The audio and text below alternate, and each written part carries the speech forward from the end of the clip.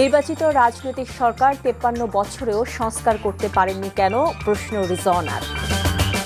রাজনৈতিক দলগুলোকে প্রতিপক্ষ না বানাতে অন্তর্বর্তী সরকারের উপদেষ্টাদের প্রতি আহ্বান মির্জা ফখরুলের। উত্তরাঞ্চলে কয়েক জেলায় বইছে মৃদু শৈত্যপ্রবাহ, ২০ ডিসেম্বরের পর বইবে সারা দেশে। রাজপথে যৌবনের মিছিলে আর থাকবেন না হেলাল হাফিজ, ভক্তকুলকে কষ্টের সাগরে ভাসিয়ে চলে গেলেন শূন্যতার ওপারে।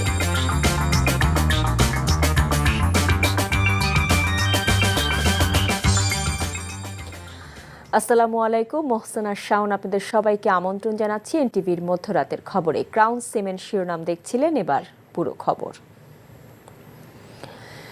জুলাই আগস্ট গণ অভ্যুত্থানকে অস্বীকার করে বাংলাদেশ ভারত সম্পর্ক উন্নয়নের সুযোগ নেই বলে মন্তব্য করেছেন পরিবেশ, বন ও জলবায়ু পরিবর্তন বিষয়ক উপদেষ্টা সৈয়দা রিজওয়ানা হাসান।